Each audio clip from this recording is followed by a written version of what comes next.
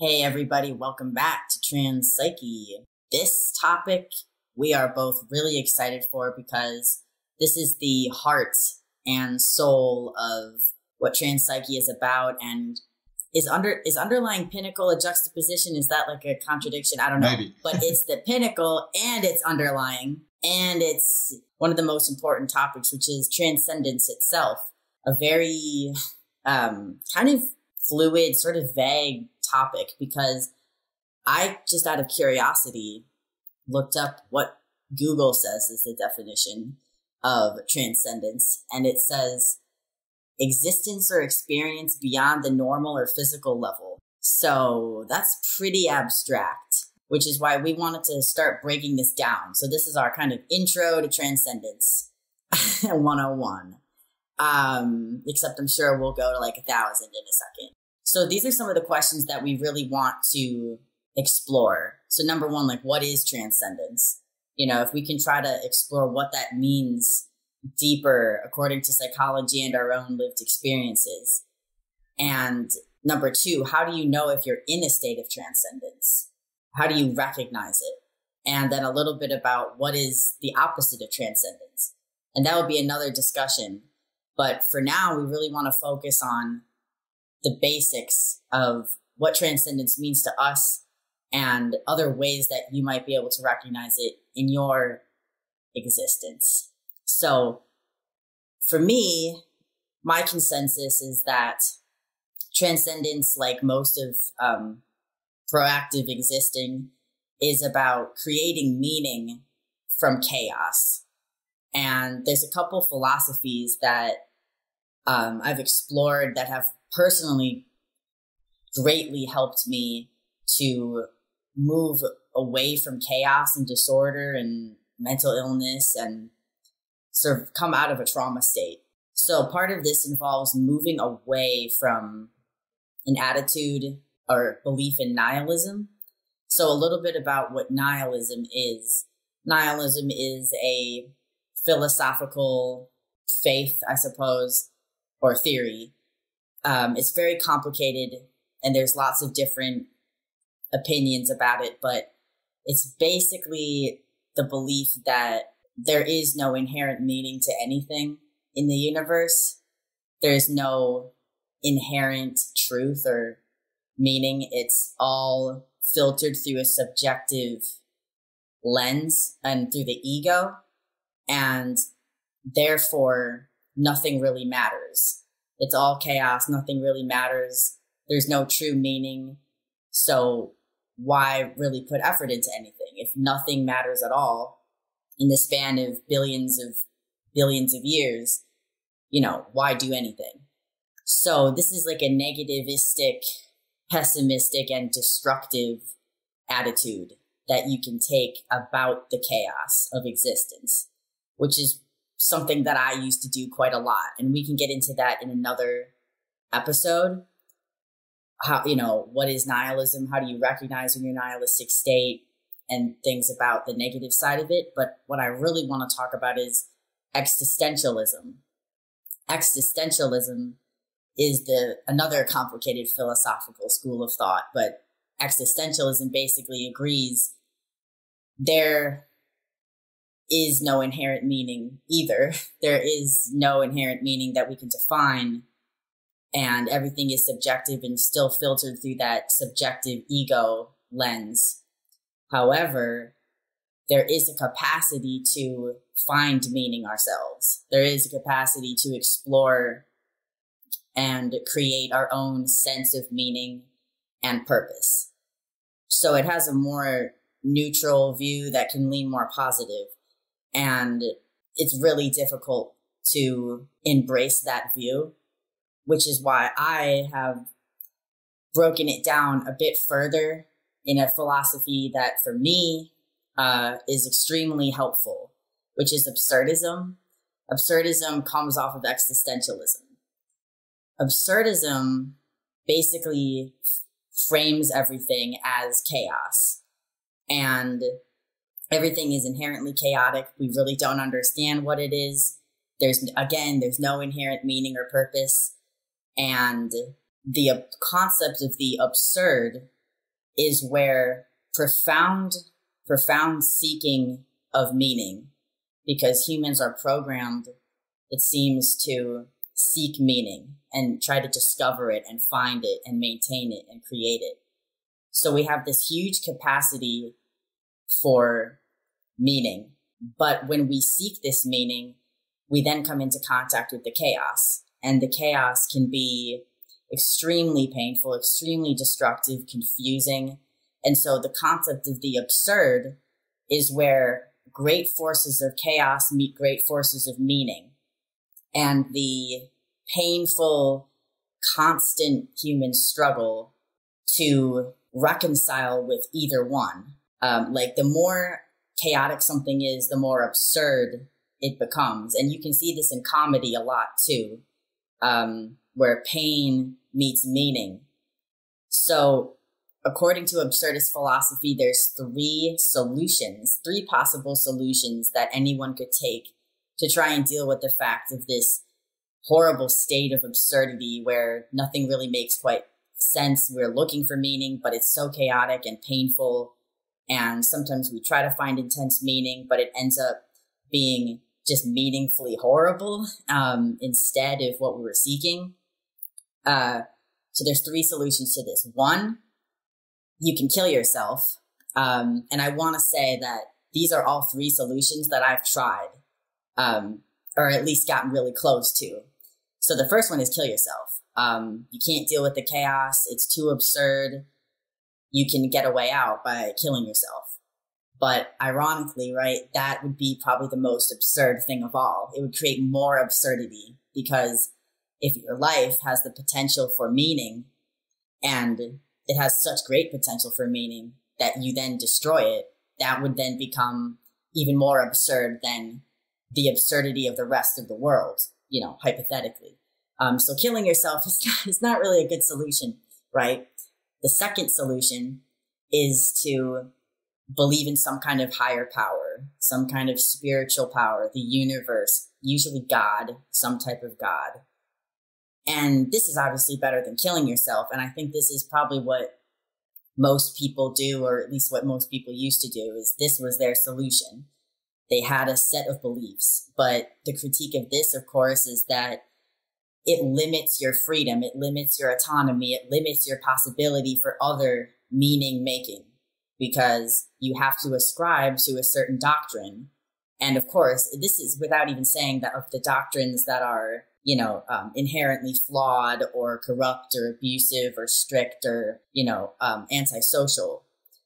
But even any doctrine that you subscribe to, any belief system, so to speak, like that has rules and regulations, there's flaws to that, because it can limit your autonomy and limit your capacity for meaning and free will.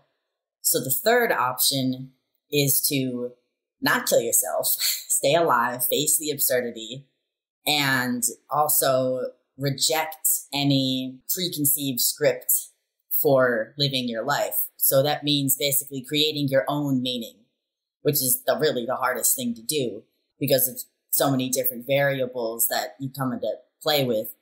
But this is what I've come to embrace, is you can, so first of all, like, there is no inherent meaning that we're aware of, but you do have the capacity to do it. You do have the capacity to seek meaning. But when you seek meaning, you can't necessarily seek it in a god or a godlike figure.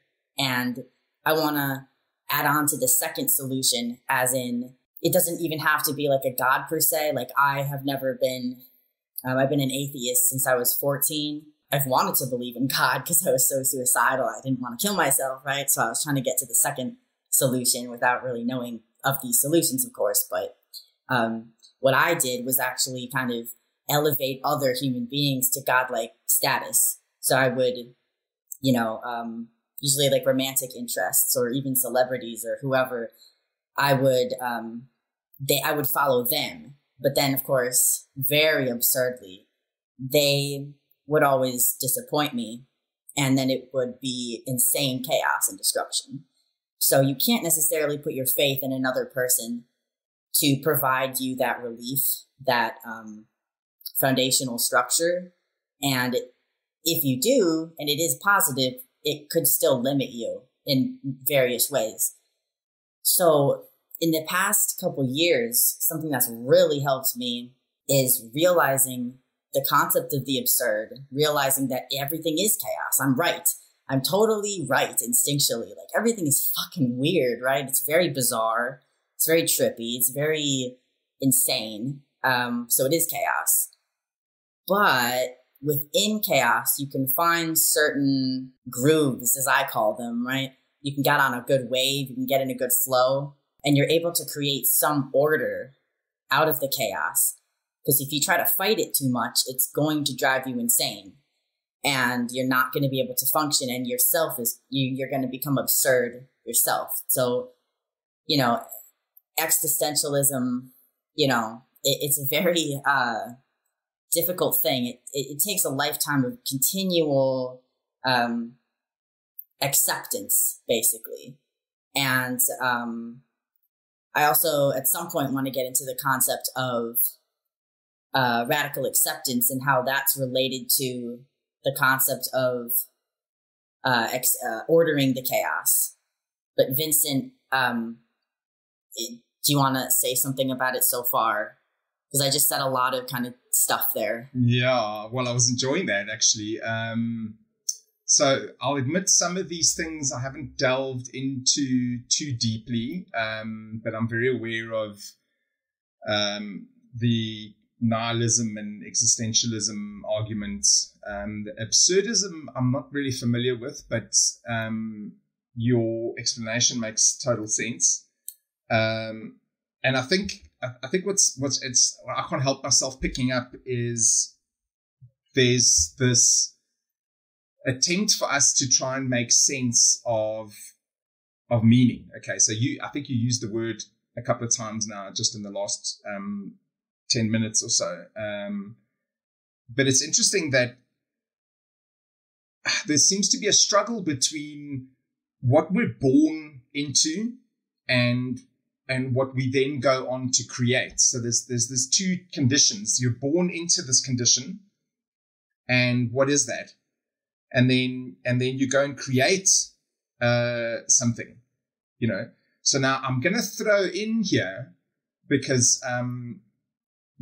just as something for people to sort of root your thinking in when we talk about, because I think we're going to do a couple of episodes on transcendence, because it just seems to be, for Laura and I, it seems to be a real catch-all, and not a lazy catch-all, clearly, but it's a catch-all phrase which helps us focus our attention on what's happening with all these topics, these the contemporary topics that Laura and I like to talk about, whether it's gender, or whether it's politics, or whether it's being woke, or race essentialism, etc., etc.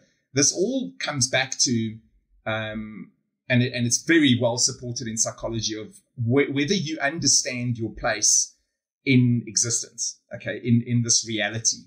Okay, so I'm just going to root it in one thing for us, is that this idea that you're born into a condition. And I would say, based on a lot of stuff that I've read, that we are actually a meaning-making species.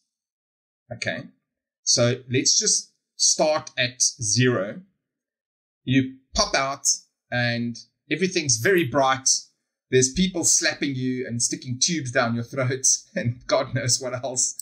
And your mind is instantly going, oh my God, what is going on? Okay, and I know that's all very comical, but that is actually what's happening. Your brain is instantly using innate abilities that we have when we're born, because many mammals are born, even insects, I think, are born with certain innate abilities. Okay, I don't think anybody's going to argue that point.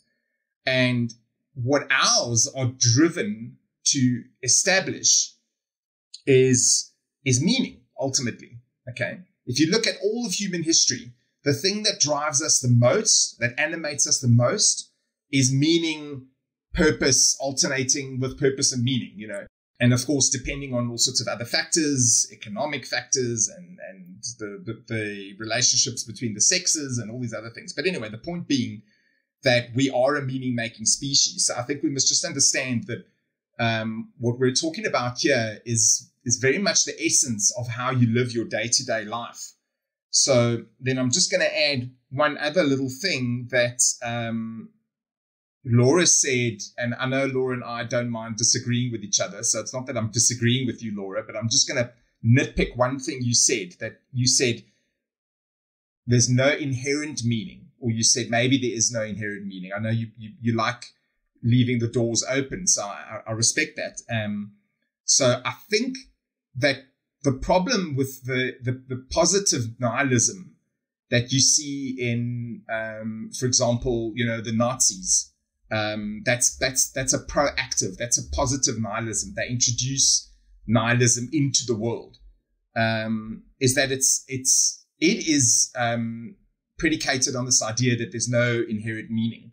So the reason why I'm talking about our zero moment in life and how we're innately equipped with the abilities to find meaning or to create meaning if necessary, is my point is it depends how you look at your species. If you acknowledge that your species, that you're part of the human species and you are a meaning-making machine, you would never adopt positive nihilism. So I just want to give us those two sort of maybe extreme points, and everything else we're discussing in between, which is negative nihilism, which is just someone who doesn't believe in anything. It's kind of the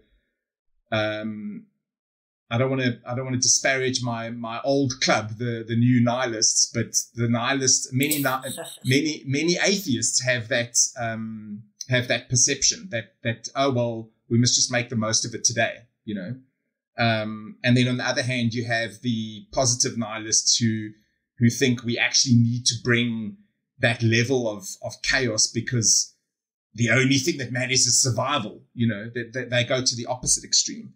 So ultimately, my point is a lot of what we're talking about, I think, is a denial of our evolutionary processes that we are born with, and that no matter what you do, you cannot escape. So I'll let you carry on from there. I'm sorry if I broadened it way further than you hoped. No, that's about where I am at. So I do want to say, I don't fully ascribe to really anything except funk. I don't fully ascribe to existentialist thought, or because I'm like I think we've discussed, I'm also skeptical that there is no inherent meaning. And by inherent meaning, I guess that's a little hard to it's impossible to quantify what inherent meaning is. That's what it's more about.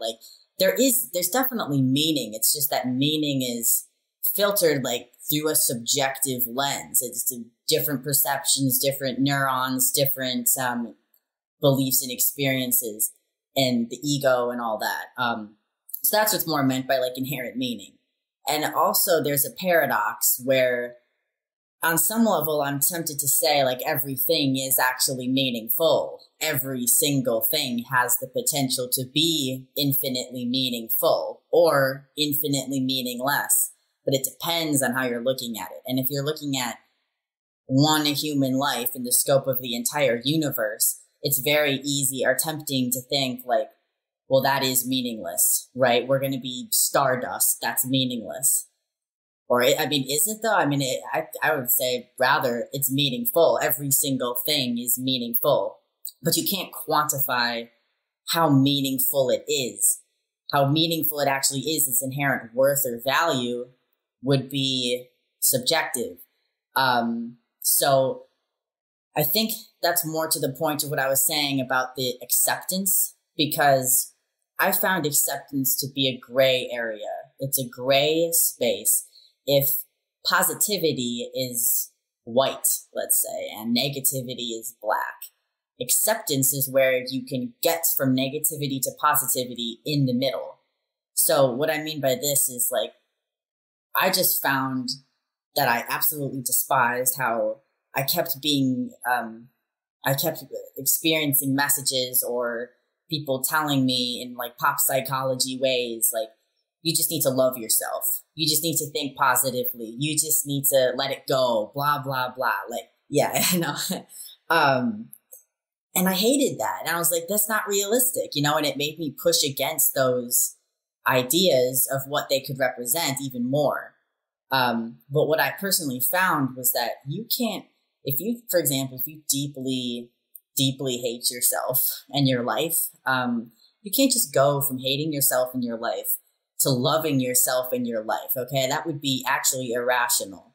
So what you can do is you can meet somewhere in the middle in this gray zone. And that is known as radical acceptance. And radical acceptance is saying, this is just happening. It just is. Therefore it is. You don't put a value judgment on it. You don't qualify it with anything. You say, okay, I am, and obviously you can break it down into smaller parts. Like, let's say you hate yourself for being overweight or just something like that. Like, okay, I'm overweight. I am overweight. It's just what it is. You don't have to say, oh, I'm overweight. You know what? That's totally fine. You know what? There's no problems with being obese at all, right? That's like toxic positivity and placation and manipulation and self-delusion, right? But you also don't want to say, well, I'm fat and therefore my life is meaningless and I should kill myself and it means I'm a bad person. And, you can't have either of those extremes. But if you just say, I exist and that's okay, like, I suppose that would be qualifying it, but that's like giving yourself permission to just be. And that's what radical acceptance is, giving yourself permission to just be as you are right now. And once you get to that place of neutrality, your emotions can level out. You can get a bit more rational. And then you can decide what steps to take after that point. But I've kind of found in the chain of meaning making, at least for self, because that's where I've struggled, what's where we all struggle. Like, you have to go from mindfulness. So you start with mindfulness. You start with awareness. So you say, I am aware that I exist. I'm aware of this problem or whatever it is. I'm aware of it. Now I accept it. Okay. I say, all right, it is happening. And you know what? It's okay. It's just what it is. I'm not going to try to do anything about it right now. Then you have to go to a place of forgiveness. So you accept it. Then you forgive yourself for it or forgive whatever it is. And by forgive, I kind of mean like soften your attitude towards it. Stop trying to control it. Stop trying to change it. Stop trying to manipulate it or think about how it could be something else or how something else should have happened. So for the self metaphor, it's like, okay, I don't like the way I look. And, maybe, I'd be tempted to go into all of the mistakes I made, about all the poor choices I made to why I have the appearance that I have today or whatever. So you are aware of it. You accept, okay, I am like this. Then you forgive yourself and you say, you know what, like, it's all right. It's all right that I have made these mistakes because I am, a flawed creature. Inherently, everything is a flawed mechanism. Inherently, nothing is perfect at all. There's no perfect structure to anything in the entire universe. And it has the capacity for destruction or self-destruction. So once you go from forgiveness, then you can go to respect. So you can kind of start to see like, okay, maybe I can respect the fact that I'm a whole person and different things. And then from respect, you go to love. So that's why it took me so long to kind of embrace like a positive attitude that wasn't so nihilistic, because it just, I couldn't fathom cognitively or emotionally or practically making a leap from self-hate to self-love. Like that was just way too far to go. So I realized like acceptance. And once I realized that acceptance was the key to kind of unlocking some self-hate stuff and some other things, I realized that acceptance was the thing that universally could drive more powerful existential forces, because this is what absurdist philosophy, this is why I like absurdist philosophy so much, is because it really doesn't shy away at all from the fact that everything is like an insane clown world. It embraces the fact that it's an insane clown world, and we're all insane clowns, and we're fucking insane clowns, and some of them are more insane than others. But, you know, everything is chaos. And it embraces that, because if you lean into the chaos, which is one of my favorite kind of concepts, leaning into the chaos, leaning into the absurdity, you will learn so much, and you will be able to build resiliency to the chaos. That's not saying like, oh, you know, just cause chaos and mayhem for no reason, right? That's, you know, there's a thin line between like play and like actual destruction, right? But there is a line.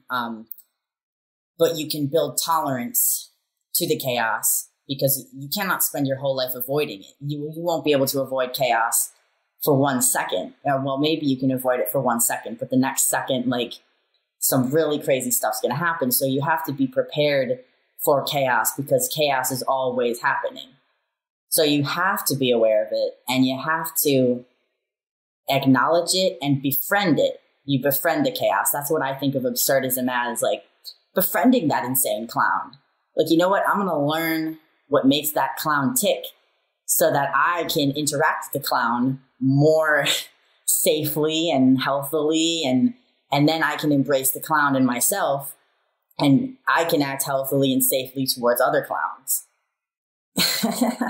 So that's where I'm at mentally all the time. Can I say, just at that point, that's so interesting, because we've spoken about this a couple of times, and I've just realized something while you were talking there, that, I mean, I know we've spoken about radical acceptance therapy.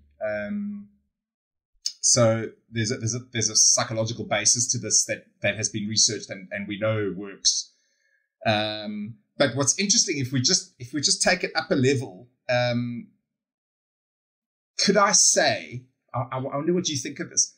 Could you say that radical acceptance of yourself, of your chaos, of your, you know, yourself, your full self, I mean, your weaknesses, your flaws, your body, your parents, your culture, even. Okay, I mean, I'm when I say acceptance, I don't mean, you know, I mean what you mean. I don't mean just look in the mirror and go, oh, I'm okay, I'm not so bad. You know, I'm not talking about that. I'm talking about where you look at yourself holistically and you go, okay, this is what I've been given.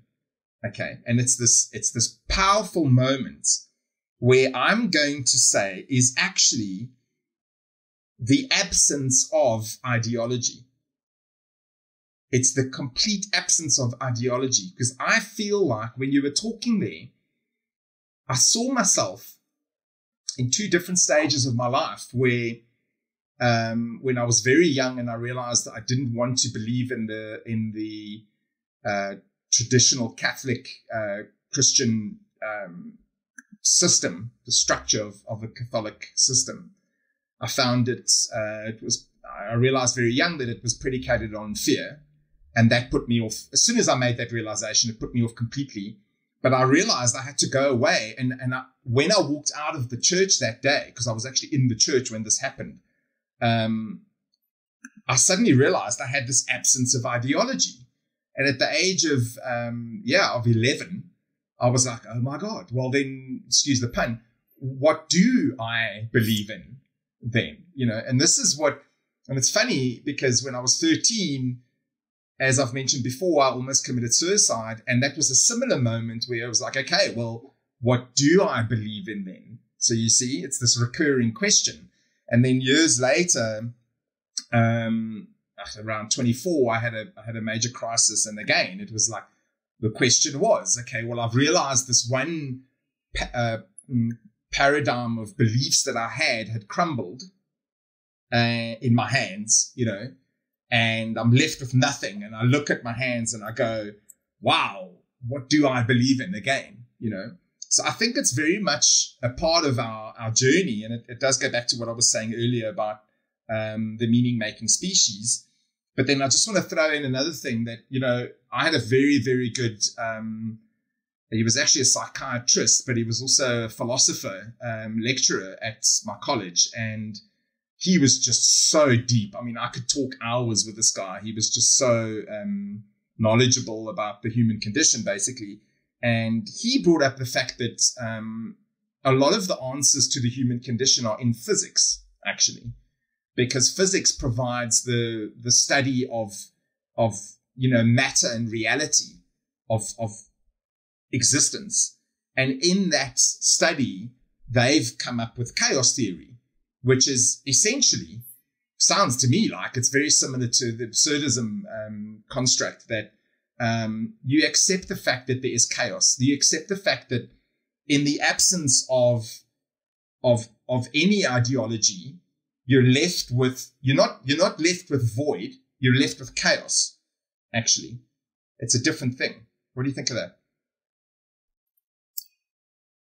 I mean, I agree. I think we'd have to try to define what the void is, because the void isn't the absence of, well, the void, you're not left alone with nothing. It's not, the void is not nothing. The void is everything.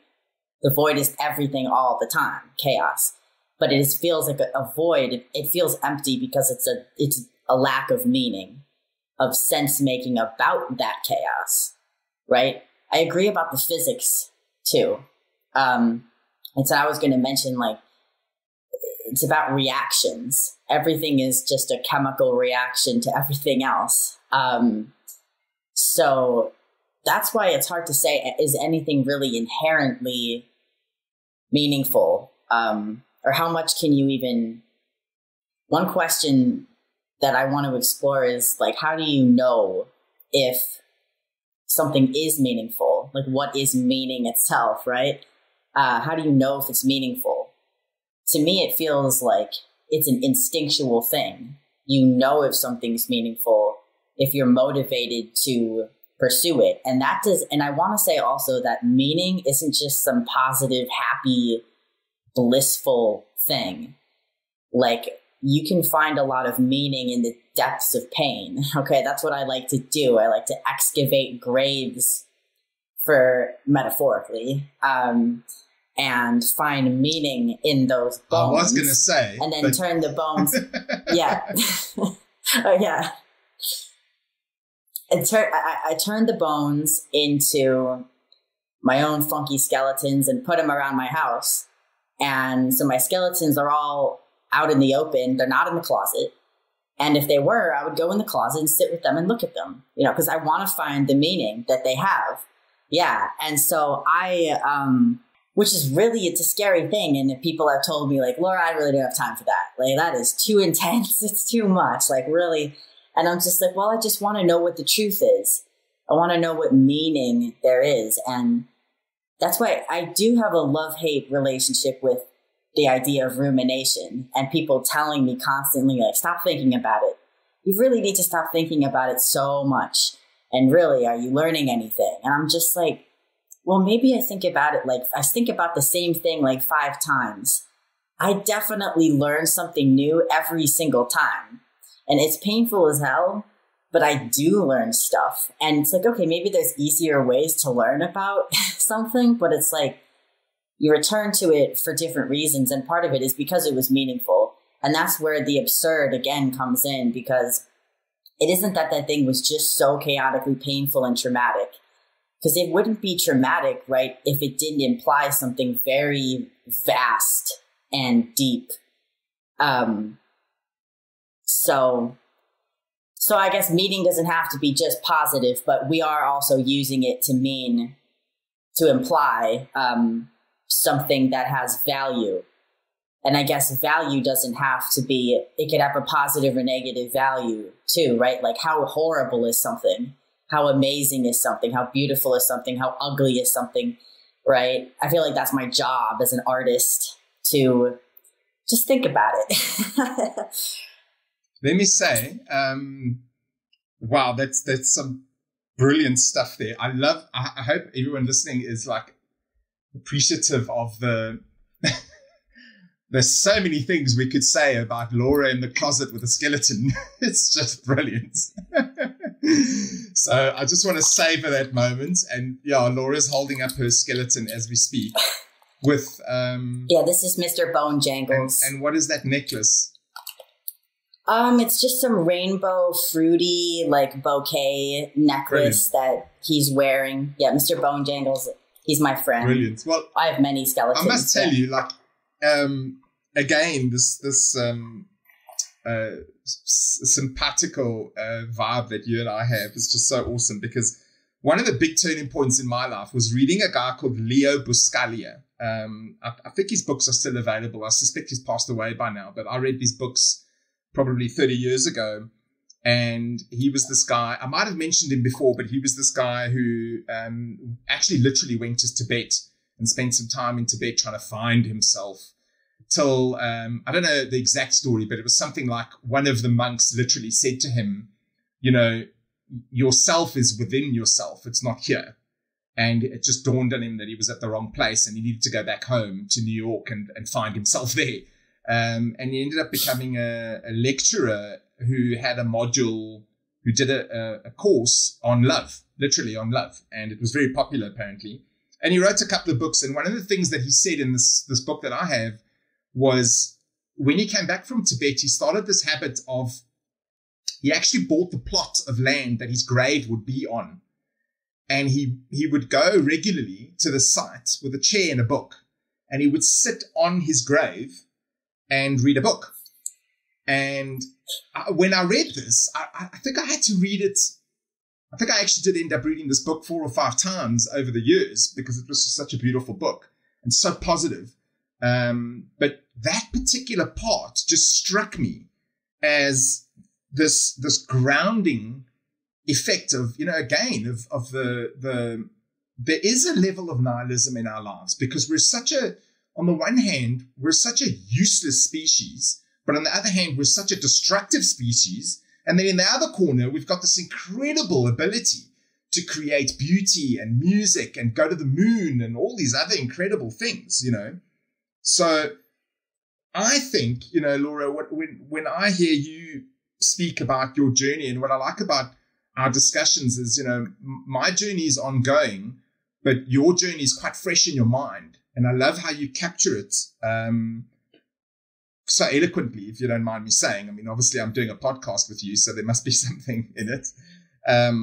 But that how you can put it into words, that the struggle is real. You know, this phrase that people use so flippantly. But at the end of the day, we know that growth is painful. Okay, in the physical world and in the mental world. Okay, we know that we need to be anti-fragile. We know that we need to be resilient. So ergo, the finding meaning in life, which is what we're driven to do, I believe, is going to be a difficult and sometimes dark process, you know, because in that process, if you're not confronting death and nihilism and, you know, you're like, even on a very basic level, your utility in the world, what is the point of me being here? If you're not confronting that, I'm sorry, I don't think you're actually doing the work, you know, to get to this point where you can really see the nuance of life, the themes in relationships and in what growth really is. Do you know what I mean? So I think that your little comment there was, it sounds so casual, you know, but confronting the skeleton and confronting the base structure of your being. You know, are you just a skeleton, or are you this amazing creature who gets to ruminate on their own existence? I mean, it's just an absolutely mind-blowing idea if you think about it, really. Right. I mean, I'm not just a skeleton. I'm also like a circulatory system of nerves too. So it's all about the connections and the chemical reactions of those connections. And that can be applied infinitely to socio-political, cultural, familial, everything, every type of relationship. It's just a connection. And so I think pivoting off of that, I also wanted to discuss something that's crucial to this idea. So it's like, okay, so, right, if we're doing the third option of we have to create our own meaning, okay, where do we even start with that, right? I have found in journeying from someone who was suicidal and hopeless and had learned helplessness and all of these things, which again, we'll get into in another episode if you want to hear the dirty details of all that. But, you know, we'll dig up a grave and get kind of dirty in the soil for that one. I can't wait. Yeah. Well, you've heard it before, Vincent, but this will be for the public. But what I wanted to discuss was the idea of the how do you even start to have purpose? Because if you feel helpless or overwhelmed, what is the thing that at the core is going to help you achieve anything? And this is what I've realized from years of inactivity and not doing anything and being like, oh, wait a second, actually. And this is what it is. It's the internal locus of control, being in charge of your own destiny, acknowledging that you have some power and you actually have quite a bit of power. You have autonomy in your own destiny, despite the forces of nature and chaos. And some people try to sort of have this internal locus of control or they try to mimic this control by exerting like authoritarian means, authoritarianism, or excessive control of force and domination and abuse, or even like grandiose narcissism would be an example, or anarchy, creating more chaos. But the real thing is an internal locus of control, which means that you view yourself as a being that has meaning and the ability to create meaning, and not just a little meaning, but infinite meaning.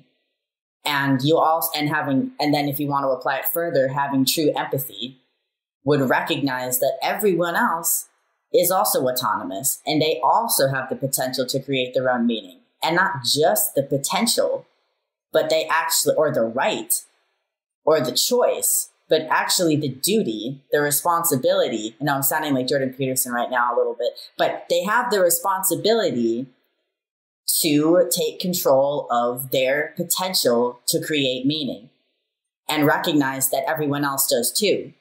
And then, of course, optimally, we would try to cooperate with each other, which is where most of our human problems come from, is the misinterpretation of meaning, our own meaning and someone else's meaning, and then the joint meaning.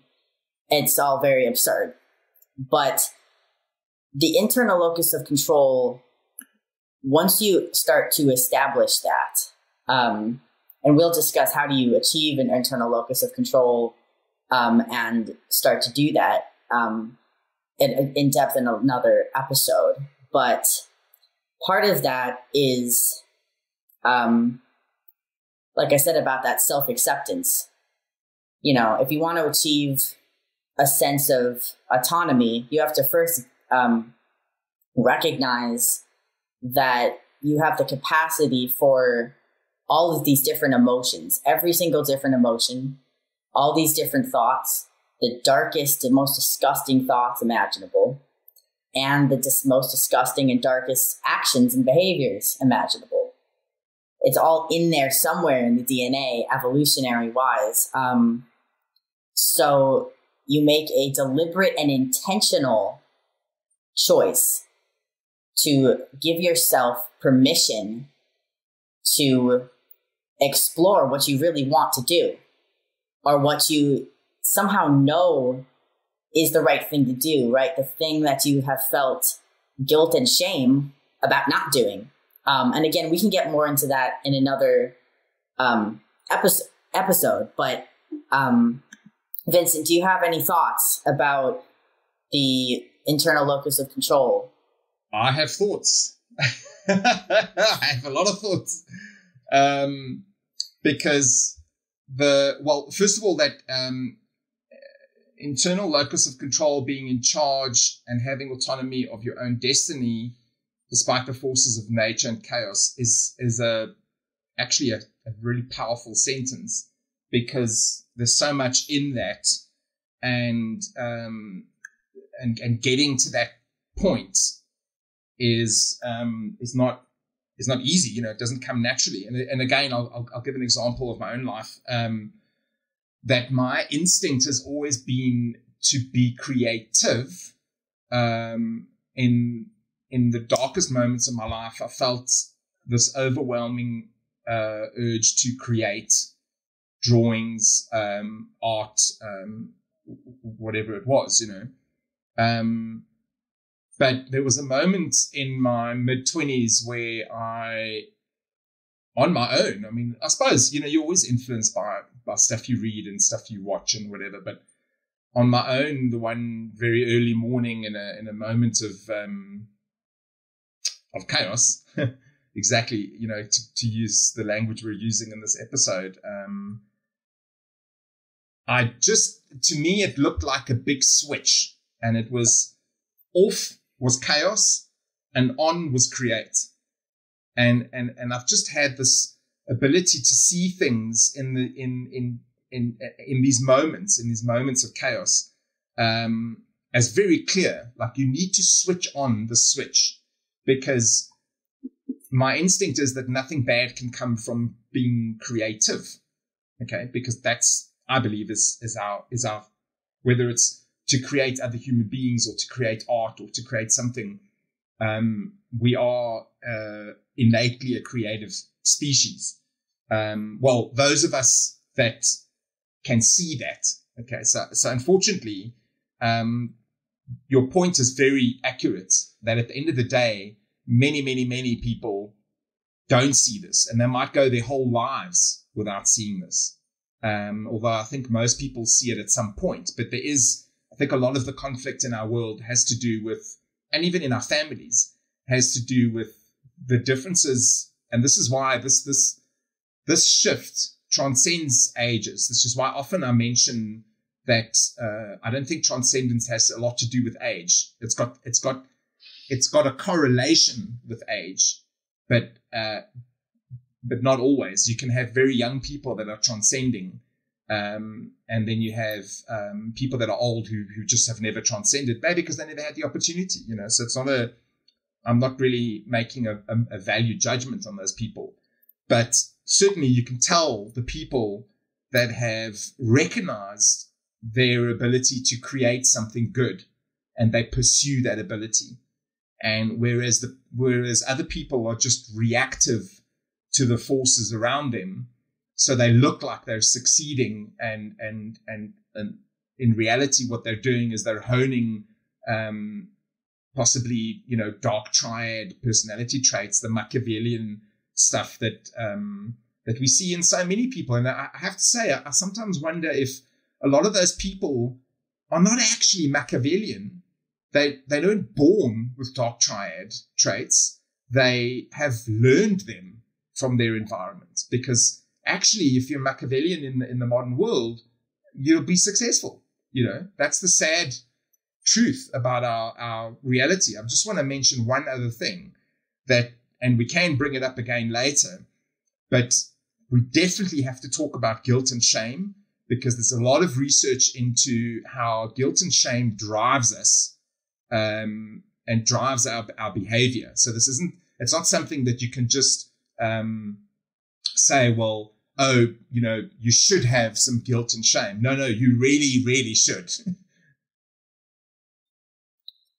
Right. So what I wanted to just put over what you just said was the for people who don't know, that would be called an external locus of control, when you're being reactive to everything and you are not coming from an internal sort of wholeness. You're reacting to everything. And I was going to say, I think part of the Machiavellian traits are from a lack of a sense of autonomy, a feeling of helplessness. Because if I think back, and I think if most people think back, what feelings would be there, like at the times when you did things that you felt shame and guilt about, the things that were destructive, the times when you were hurtful or abusive or chaotic, what were the driving factors of that, right? For me, it's usually a profound feeling of helplessness, a profound feeling of hopelessness, and feeling powerless, right? I felt like I could not control my own destiny, and I submitted to the chaos in a very nihilistic way. I didn't go flow with the chaos and say, or like go with the flow would be kind of the quote. Like I didn't go with it and was like, okay, let's see where this chaos takes me. Like I will try to kind of stay above the waves, like on a raft above the waves. Instead, I just let myself get tossed around in there, starting to drown. And that's when I lashed out and did anything desperately to try and regain a sense of power. And it's not that I really cared to have like sadistic, cruel power over others. I never was motivated by that. I was trying to overcompensate by the fact that I didn't feel a sense of internal regulation and control of my self or situation or emotions. Well, I'm going to add in almost the same thing, but in slightly different words. I think I'm kind of summarizing what you've been saying for the last few minutes. But if you don't recognize that you do have power, that you can influence the world around you, then it's very easy to say, oh, well, I'll just react. So this is why my instinct, and it sounds a bit judgmental, but this is why my instinct is to say to some people who are constantly reacting, that have that external locus of control, they are sometimes being lazy, because I'm very suspicious of people who have all the privileges, all the resources, all the abilities to understand the world better, are choosing not to see things. So there's this cognitive dissonance that they, for example, I'll give you a very topical example, Laura, which I don't know if you saw I mentioned today on my Twitter, but Whoopi Goldberg. I'm not going to say too much about Whoopi Goldberg because I'm not American and I don't want to insert myself into the American culture war directly, but I will say something from Africa. Okay. The Germans committed genocide on the Namibian tribe, the Herero people, in 1904. Okay. They killed probably close to 100,000 of this one tribe. There's several tribes in Namibia. They went after them with the explicit instructions from the Kaiser in Germany to exterminate the Herero people. All right. Now, there's a complicated background to this, which is not relevant to my point. My point being that Whoopi's comments this last week that basically the Germans the Nazis exterminating the Jews in the concentration camps was kind of a white issue. Okay. And a lot of people were offended by that. And I would like to add that there's an element to this that has been completely ignored, that if the Germans had had their way and got slightly more power, there's a couple of very small events that if they'd gone their way, the Germans would have controlled the entire southern African region. There's a small deal that was going to be done between the British and the Germans just before World War I broke out, which World War I prevented. Otherwise, the colonies, the Portuguese and the British colonies would have signed over Southern Africa to Mozambique, South Africa, and Namibia to the Germans. All right. You would have had a massive German state in Africa. All right. And they had no empathy for the tribes of Africa. So I just want to point out that when you have this kind of lazy heuristic that Whoopi demonstrated in that statement, and if you watch her when she says it, you can see that she's being lazy because she's not even taking a second to consider all the possible implications of saying something like, well, whites killing whites is not a race war. All right. When at the same time, they were, well, not at the same time, but in the same era, they were in Africa literally committing genocide intentionally. Okay. So what upset me terribly about that was that no one's picked up on this, the Herero genocide committed by the Germans, which was horrific and deliberate against people who were essentially armed with bows and arrows at the time. They were very nomadic tribe, and certainly the men were warriors, but they were completely outgunned. It was a very bad time in terms of, power structures. So sorry, I'm going a lot into history here, but my point I'm making is that, do you see what I mean about, you can make the excuse you didn't know, but at some point at a level of society where you've got access to information, you've got access to books, you've got access to the internet, I mean, you just don't have an excuse to have a nihilistic view and have this, what I believe what Whoopi did is a good example of someone who was expressing an opinion due to an external locus of control. She was feeling like she had to defend the idea of the pure binary race behavior of whites on blacks, and she forgot that there's a lot of nuance in that discussion. So, I don't want to start a whole new controversy, but essentially what I see there is a lazy heuristic at play where someone hasn't actually grappled with their internal locus of control and how they can affect their community and their society positively. And why do you think that is? Why do you think that?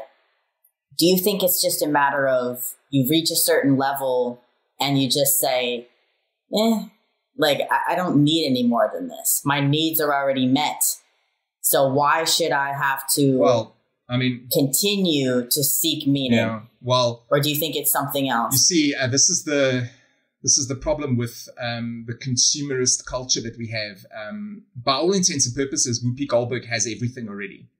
So she has absolutely no, I'm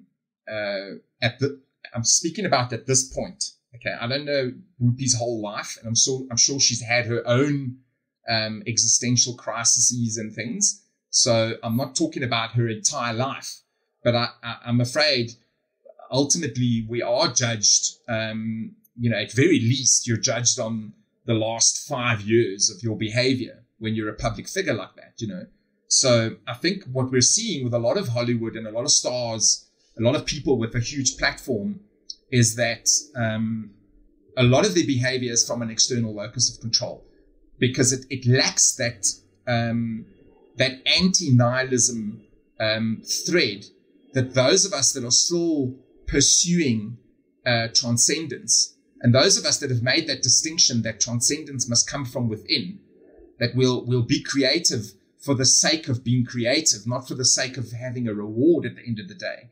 Whereas every single thing that someone like, anyone on The View says is paid for. It's paid for. Right. I just wanted to say, dude, creativity is itself the reward. You're not looking for another reward. This is what transcendence is, right? It's the pursuit of meaning. It's that idea truly that the journey is the destination. So when you are making the painting, that's the transcendence, not when you are done with the painting and you hang it up in a gallery and you get paid. I mean, that's great too. And that can lead to other things, right? Other meaningful things. It's not like that has to be like making money or capitalism is always inherently nihilistic. That's not true either. But it's the making of the painting for its own sake. And even better, if you are making this painting for its own sake, but also layered with doing it for a common good too. Like if you're painting a community mural, this is like, I'm studying community art, doing a certificate in it and doing my thesis in it. And one big thing about community art is it's not about the skill of the art. It's really about the experience of communal gathering over a shared creative activity that should benefit the community in some way. You're not getting any reward for that. You're not getting any money for that. You know, that's beautiful. You might get a little bit of press attention, but it's really the act of coming together to create meaning. And it's the coming together that's the meaning. And then you utilize everyone's energy within that space of a positive, good faith connection and empathy.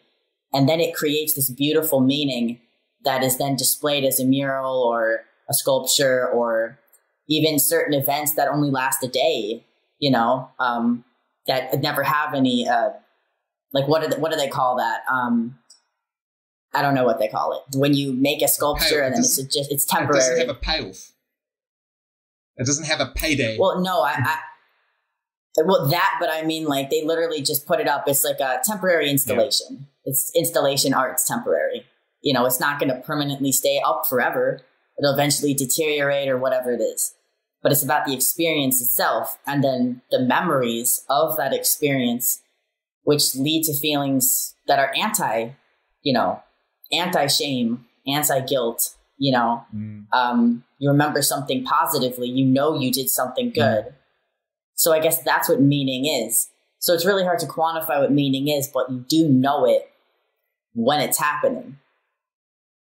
And I don't understand like the but think about chemistry of that. Think about this is such an interesting thing. You know, there's a guy who passed away last year called Roger Scruton from the UK. And he's got some very conservative views, but the one thing that he did, which I appreciate, that he did focus on a lot was the restoration and the pursuit of beauty. Okay. And he writes and speaks about this a lot. Luckily he did a lot of interviews and stuff, but what he, very eloquently, pictures for us is when you're walking down the road, and the center of Johannesburg has this. The Johannesburg Center in South Africa is a almost dystopian place. Okay, it's quite a dangerous city. Okay, it's one of the most dangerous places in the world. In fact, that's not actually at war. But in that environment, I can tell you that the council still saw fit to have wooden carvings placed along certain streets and in certain corners, okay, that are bolted into the ground and hopefully won't be stolen. But why I appreciated that so much is because in this dystopian industrial Soviet era style city that's just concrete and fumes and gray mostly, you know, he has this statue. You'll be like standing at a traffic light and you'll look down and you'll suddenly realize there's this carving next to you. And in that carving, for a moment, your mind goes, oh my God, someone did that. All right, he was probably paid, but I'm sure he wasn't paid much. But someone did that because he honed his skills. He used hundreds of years of cultural and traditional influence to create this piece of work. So when you look at this one head of wood, it's not just a head of wood. It says all these other things about who you are, where you are, what you are, and ultimately what your purpose is. Because we might all be in the center of Johannesburg running around trying to advance our careers or whatever it is. But those things have to be there to remind you that you're part of something bigger. And the irony is, when someone does become very successful, what's the first thing they do? They go and they buy art because they want to bring that into their lives, you know. So you can pursue success and money and, you know, the latest glass building Some wealthy people live in these air-conditioned glass buildings, but they can't escape the fact that they'll go and they'll pursue a carving from the middle of Africa to bring some meaning into their lives. But my 2 points that I'm making with that is, when you look at a piece of art, it tells you where you are, who you are, and what you are. But it also tells you that there's other people out there that are pursuing this goal of craftsmanship. Yeah, and it also shows you where you could go. You could be doing that, right? That's where the idea of, jealousy comes in. And I used to have a lot more of this, right? As a starting out artist who's very insecure, like, about everything. But one of my professors said, like, instead of looking at someone's work that you are so jealous of and thinking like, look at it as a point of inspiration. Like, look at how beautiful they made that.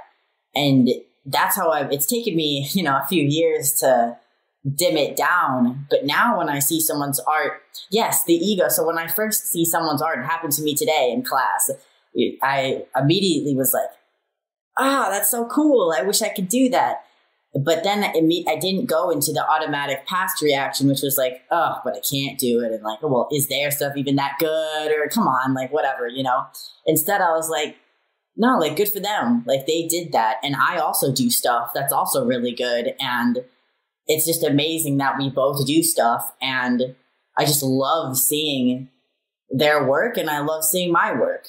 And, it's just taken a few years to get to that point. But a big part of that is not only dissolving my ego and having more empathy for other people, but it's also recognizing, like I said, my own autonomy and honing my craft and realizing that if I actually put just like a little bit more effort into something, it can turn out like 20 times better. Like, I don't have a specific ratio for that mathematically, but, I used to be extremely lazy.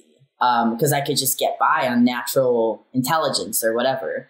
But I was really sloppy in my work. I was very not conscientious. And now I've recognized if I just am a little more patient, take a little more time, and realize that I can get through it, like, be patient with myself, be patient with the process itself. And then metaphorically, that could be applied to life itself. Like, be a little more patient with the chaos. Stop trying to fight the chaos. Don't, like, slam the computer down because you can't get some goddamn thing in Photoshop to work every single time. Don't, just shut it down or close off or exit the program or whatever it is. Like, just take a moment and rest. And recognize that you can figure it out.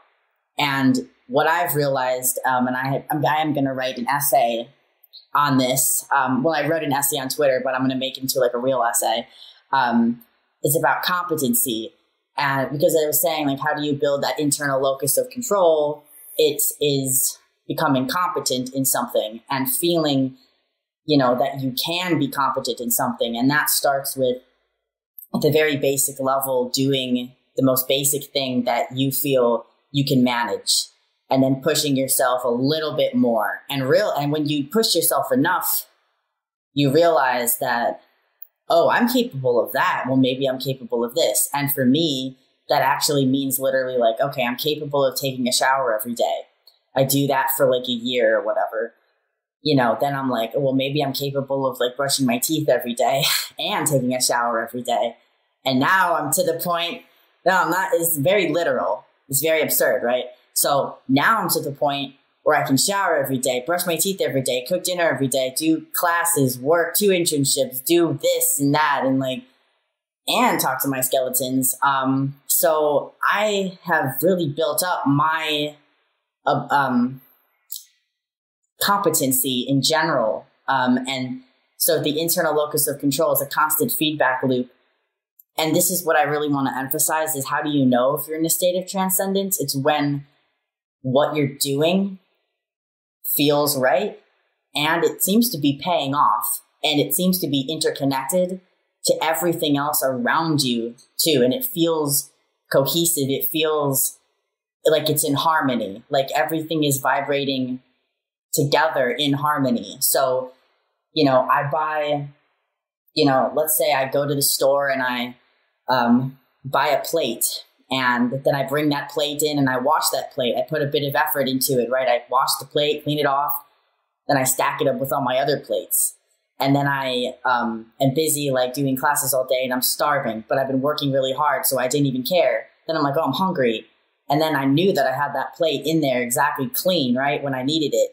And I take that plate out and it's this funky ass weird plate. And I'm like, I did that. Like, I found that, and it's like every single thing you do is like a little dot on a map, and every single dot can be connected together. And when you zoom out and look at it, it's like a picture of your DNA almost, like your whole life. You see, and you're just like, and that it's just insane when that happens. But if you can really get to that state when you're really on that right path of transcendence, and you keep doing like all these other transcendent activities, it's all just cohesive, then you get to recognize when something isn't cohesive, and you'll feel it, because you'll feel guilt and shame about it.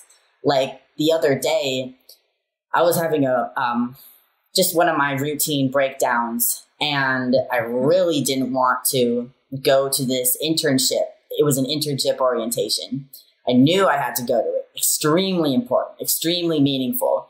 But I was a mess. I was like tired, really tired. I was like falling asleep because I was lying in my bed. This is my safe place. But I was falling asleep. I was crying. I was having a breakdown. And I was just like, what if I just didn't go? Like, what's the worst that could happen? Like, really, does it matter? And I noticed I was slipping into like my old thinking. And I was like, this is what I would do in the past. I just wouldn't go to this. But I know now from having done it so many times that if I don't go, I'm going to have like a ton of guilt, and it's going to create a lot of chaos for me that could be solved if I just did it. And then I wouldn't have guilt, shame, or chaos. I would have more order. And then I forced myself to go. I cried all the way there. And then I had a decent time. And by the time I got home, I was in a great mood. And again, no shame, no guilt. And so the guilt and shame, as we've talked about, we need that because it reminds us what the meaning is, what we should be pursuing, and when something is too chaotic. Yeah. Beautiful stuff. Oh, I'm getting all excited here because there's a book that was written a few years ago, which was basically highlighting the fact that you can create opportunities for serendipity. Okay, you can create those opportunities, but what you need to do, and I feel like the image for this episode should be the image of an orchestra, because when you said harmony earlier, I mean, I literally saw an orchestra. So now imagine you walk into an orchestra when they're all tuning their instruments. Okay. What you hear is absolute chaos. Okay. Until, perhaps the lead, on that particular piece of music, the lead starts the right note, and everyone knows what we're about to play. So as soon as he hits that one note, okay, obviously with the conductor, they all sync. Okay. And some of them go quiet and some of them start playing. And the conductor, I mean, if you think about the conductor's role, we are the conductor. The conductor must be the epitome of someone acting in good faith, because he stands there waving his arms around. The internal locus. Internal locus of control, exactly. He stands there waving his arms around, hoping, really, if you think about it, he's hoping that everyone knows what they're doing and they're all going to follow in this. Essentially what it is resonating in harmony to serendipity. The orchestra is like and I think most complicated music is exactly this demonstration to us, which is why we love music so much, is it's a demonstration of the right people at the right time coming together and having this incredible serendipity, synchronization. I love the word simpatico. But, you know, you look at some amazing bands in history, they were only good for a period. And then that sympathical thread left for whatever reasons. And the band doesn't exist anymore. But the music that they created was unique and incredible. And I'm just going to throw in there quickly, like, this is actually how I feel about a lot of, at the age of 50, you start, well, I'm 49 now. I keep saying I'm 50, but, you know, it's close enough. You start understanding that this is actually life, that the person that plays the trombone with you in the orchestra yesterday, where you created this beautiful music, may not be the same person that you want to take into a jazz funk session that you've been invited to, you know, and that's how life is. If you want to live life to the full, you need to accept those invitations and go and play the violin with a jazz funk band for a couple of years, you know. And I think this is a part of, like, you know, maybe it's it does actually speak a lot into the absurdism that you were talking about earlier, that you accept that some level of not chaos, but the shifting of the serendipity that you've created in your life, and you start accepting it because you realize that meeting someone in America online who I'm suddenly doing a podcast with is serendipitous, and you accept it as a positive thing, you know, because there's all these other things that led to it. But all those other things I created. So when you look at a painting, you know, I'll give you another very literal example just quickly. I did a painting when I was very young. I think I was 18. In a very specific style. It was a male figure floating in space, and he has these, like, they're not exactly attached, but he's got these huge sort of bat style wings coming out from behind him. It's a very fantasy style painting. Anyway, that was when I was 19. So whatever it is, decades later, I did another painting, totally unrelated, of my wife, where I didn't realize that I used almost the same style and almost the same colors. I didn't realize this until I actually put the painting up in our bedroom and I put them next to each other. So you've got two paintings almost 30 years apart that show a theme, that I was motivated to paint this figure, this male figure, when I was a young man. And I ended up painting a female figure who I'm bonded to now in midlife, in the same style. And the serendipity and the harmony in that is just visible. You just look at it and you go, oh, wow. You know, it's very hard to put into words, but I think that's the point of art, you know. Right. I mean, because how many, like, threads of meaning apart is that?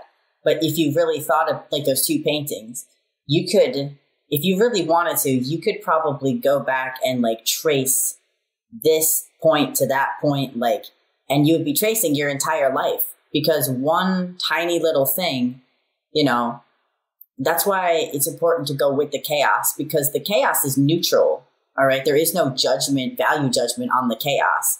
The chaos is a neutral agent. It's just what it is. So you don't know if the chaos is going to be fruitful or destructive. But once if you experience enough of chaos, you'll start to know how it feels when something is destructive and when something is fruitful. And you should be attuned to that. You should be really aware of the senses and trust your intuition, because otherwise you're going to keep, you know, you'll be led astray to the destructive part of the chaos instead, which is sometimes what happens with traumatized brains, right? Because the wires are kind of crossed, so to speak, and neurons, certain sections of the brain get fired together, and then it's very confusing, like, what is pain, what is pleasure, what is safety, what is quote unquote normal. So you get conditioned to be used to this destructive chaos instead of the fruitful chaos.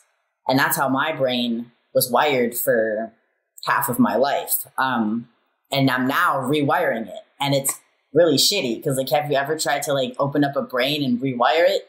It's confusing as fuck. So, you know, but I've just trusted my intuition, and this is kind of, I'll try not to make this too long of a story, but I think this might be a really beautiful thing to say is the thing that inspired me to get on this path. I mean, obviously there were other things before, right? Because you can't like deny the different threads. But the big pivotal point for me was when I realized what meaning was, and what I realized it through was making art. When I was 22, 23, I was doing nothing. I was completely jaded, hopeless, had no goals, like no autonomy, very traumatized, didn't know what I wanted to do. But I found myself in all my laying around and doing nothing. I started making just like doodling like digital collages on my phone on some free app. And I started doing this. And it was like when there was just nothing, there was no meaning at all. And I started doing something that was so incredibly meaningful. I really, after a few months of that, I started to realize like, whatever this is, I need to do more of this. And I quickly realized that I was I was ordering the chaos. For me, that's what making art is. It's taking my chaos and putting it in a rectangle, right? A canvas. It could be a rectangle, a square, whatever. I go into this rectangle, just dump all my chaos in there. And the better you get at being aware of your own chaos and what the meanings and implications are, the better compositing you can do of that chaos on this canvas. And then that creates more meaning. And that's partially what inspired me to then say to myself, like, okay, what am I going to do? Am I going to drop out of college, or what am I going to do? Because I don't find meaning I was doing a couple media classes because I was thinking maybe I'll do some media studies or something like that. I was interested in journalism or whatever. I don't know.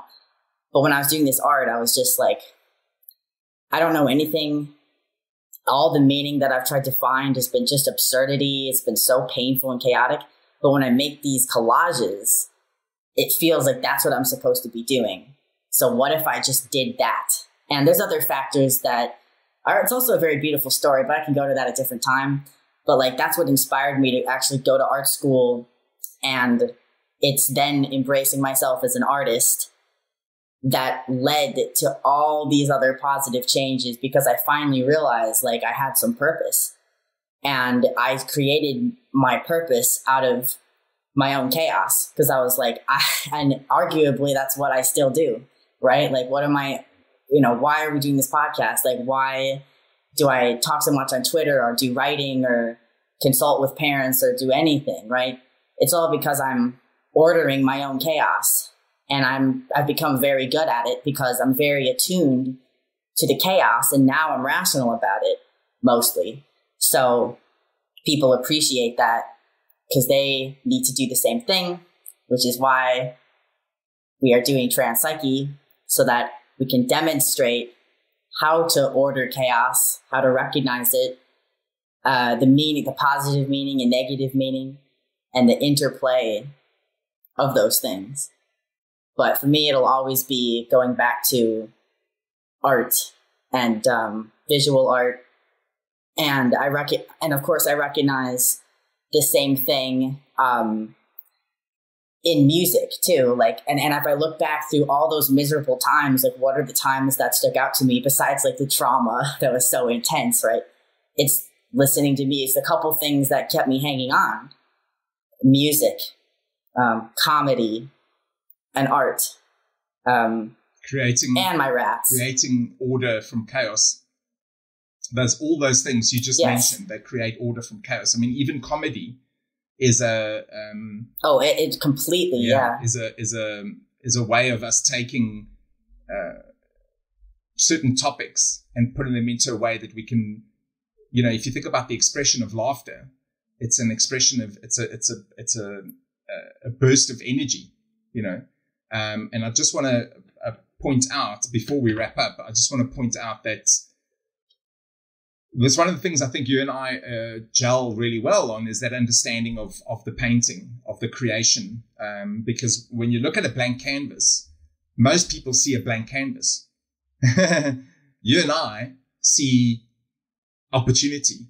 There's just this. I was in an art shop yesterday, funny enough, and I said to the person that I was with, I said, I don't want to look at too much here, because I was there for actually to buy a puzzle for my wife, but it had all these big canvases and new paints and all these other wonderful creative things, you know. And I said to her, I don't want to look at too much because I'm going to get all excited.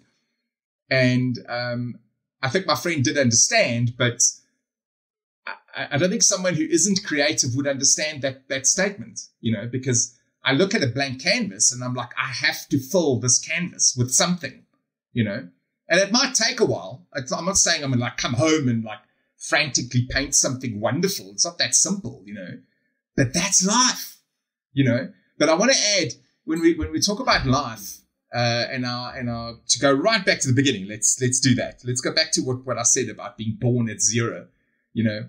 The analogy is not perfect, because actually I think life is more like the oil painter's palette, who has all this wet paint on the palette and it's all mixed up. And when you look at it, it doesn't do anything, but the potential's there. I mean, this is kind of what our genes are, isn't it? It's all there, but it's not on the paper, you know. The canvas, or the canvas is life, you know. The palette is us. We have all this potential, all these colors, all this beautiful paint. I mean, I must confess, if you don't mind me going a bit off the track, one of the things I just love about art is handling paint. It's just such a beautiful medium, you know, and the colors, especially when they're wet, are just it's like food, you know, for me. So anyway, we're digressing a little bit, but you get what I'm saying. Like, I think there's that analogy that's so powerful, but you need to make that distinction that the canvas is life, is the chronology of life. You know, a painting on canvas takes time to layer and to build and to develop, you know, and it'll always be subject to it'll always be subjective. It'll always be subject to the viewer, you know, but we are the palette. We bring the palette to the canvas and we bring those things together. And if you don't bring those things together, then all you've got is a messy palette, and nobody wants a messy palette. I mean, you don't walk into someone's house and they've got messy palettes lying around. No, you need the person. You need the internal locus of control to take the paintbrush and move it to the canvas, you know? Yes, you need the agent. You could look at the agent, but the canvas itself is, you know, what? I mean, it's the chaos. I mean, it's all the chaos. I mean, the paint and the canvas are chaos. They're both, but it's, you know, you can look at it as a void. Like that's part of why I don't like white, as I always say. I hate white, and I hate white walls, because to me it's just like I'm staring at nothing but everything, and it drives me crazy, because I'm just so idealistic that I'm just like, what? Because when I look at a white wall, like I need to put like right where I'm facing this wall, there's nothing on it. I'm going to put something that I want to look at all the time. Because it's like, otherwise I'm staring off into this void of potential. Endless potential. Inside. Yeah. The void of potential can be really hurtful if you keep seeing mirages in it, right? So I don't want to look at this white wall, because it's going to start me thinking about other metaphorical white walls of the past that I don't want to think about. So if I put some funky ass art up there and behind me and all around me, you know, I purposely decorate my home with specific meaningful objects. You know, it's all very strategically placed for function and aesthetics and the meaning that it produces. And of course, I have Mr. Bone Jangles for that reason too.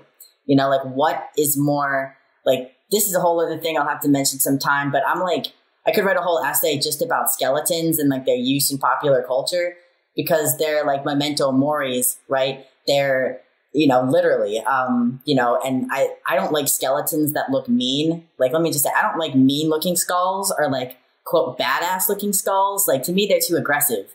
I like skulls that have a goofy ass grin on their face, because they're saying like, this is it. You better do something because it's like a reminder exactly.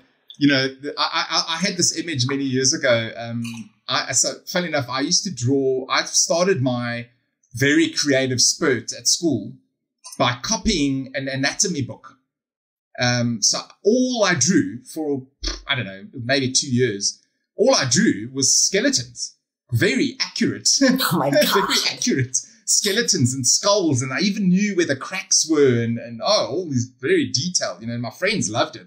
But you're quite right. None of them were evil. None of them were, I didn't mean them in an evil way, although inevitably some people always see it that way, But I remember having this image of this skeleton in me sort of smiling at me, because like you said earlier, the rest of us is chemistry and hormones and blood and skin and brain and all these other things. But when you die, what's left is your skeleton, and it's sort of like this monument to who you were, So I think it's such a powerful thing to recognize that the blank canvas, the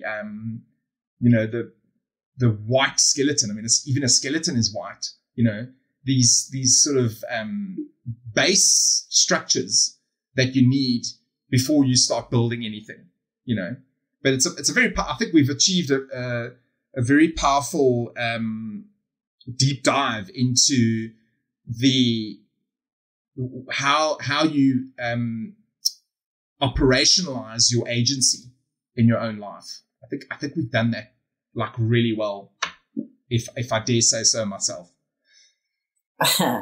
Well, I remember that this is just the intro to always Transcendence. Always. Yeah, it's always the intro. But I think we did cover, the points the questions that we set out to address, and we will have, I'm sure, every episode has themes of this, but I guess I just really wanted to specify some of the philosophical stuff, and because this is like the bones of my own philosophy, because I haven't ever mentioned on this podcast the funk god philosophy. We could do a whole thing just about that, because I am going to write a book at some point about basically how I turned myself into my own god so I could have faith in myself and in something greater than myself. And it's called Funk God, and funk is like my whole philosophy, but it's largely based on some of these ideas, the absurdism and the existentialism and the radical acceptance and the skeletons and all of it, So I think this is a good place to leave it for now. I'm feeling in a nice harmonious state. So I'm just going to say one last thing, just out of my professional training background. I hope anyone who's listened to this hasn't fixated on the way we talk about suicide, because what Laura and I are doing is very, very pro-life, pro-living, pro skeletons. I know it's kind of but I guess juxtaposition, but the skeletons represent life. Yes, absolutely, absolutely. Yeah. And even the way we talk about God, like you said, funk God. I think I did mention in our last episode, which we're doing part 2 this next coming week. But the point that it goes back to what we were talking about, finding meaning or creating meaning. You either find meaning or you create meaning. You either accept the meaning that you discover in the world, or like Laura, you go and create funk God and you become funk God. And I totally respect that, because you've taken responsibility for your own spirituality, which is very admirable, if I can say, Laura. Well, it's very funky to do that. Yeah. It takes a lot of the funk. But I'll get into that another time. But But yeah, I appreciate this conversation as always, Vincent. Always. Yeah. All right, guys. Thanks, it guys. For now. Thank you. And remember to share this and subscribe to the YouTube channel. And of course, on Twitter, we're both on Twitter quite a bit. And so if you want to engage in these ideas, we've had some people already messaging us and engaging with these ideas. And we're always interested to hear different points of view and the different meaning that you get from this or questions you have. So always feel free to reach out to either of us. And yeah. Leave it at that. Thank you.